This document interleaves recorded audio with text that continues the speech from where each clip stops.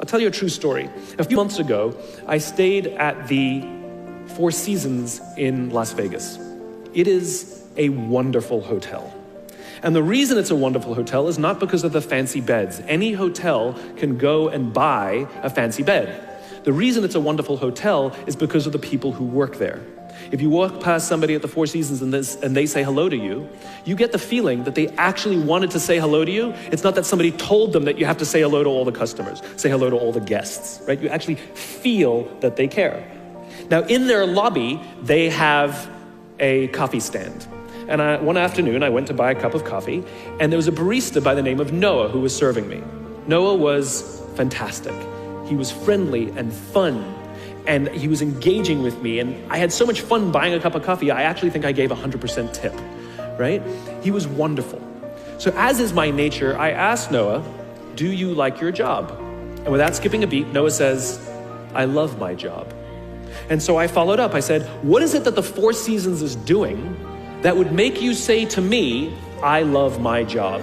And without skipping a beat, Noah said, throughout the day, managers will walk past me and ask me how I'm doing, if there's anything that I need to do my job better. He said, not just my manager, any manager. And then he said something magical. He says, I also work at Caesar's Palace. And at Caesar's Palace, the managers are trying to make sure we're doing everything right. They catch us when we do things wrong. He says, when I go to work there, I like to keep my head under the radar and just get through the day so I can get my paycheck. He says, here at the Four Seasons, I feel I can be myself. Same person, entirely a different experience from the customer who will engage with Noah. If we create the right environment, we will get people like Noah at the Four Seasons.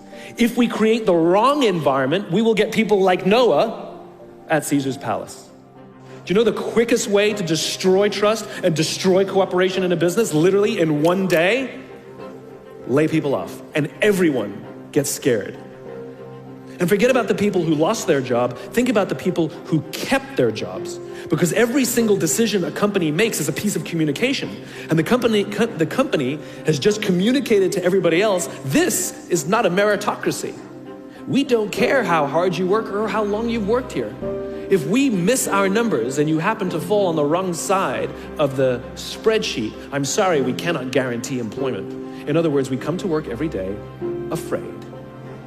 And we're asking our youngest generation to work in environments where how would any of us ever stand up and admit, I made a mistake?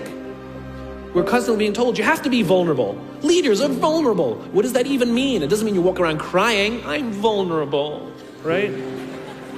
No, what vulnerability means is you create an environment in which someone feels safe enough to raise their hand and said, I don't know what I'm doing. You've given me a job and I haven't been trained to do it. I need help. I made a mistake. I screwed something up. I'm scared. I'm worried. All of these things no one would ever admit inside a company because it puts a target on your head in case there's another round.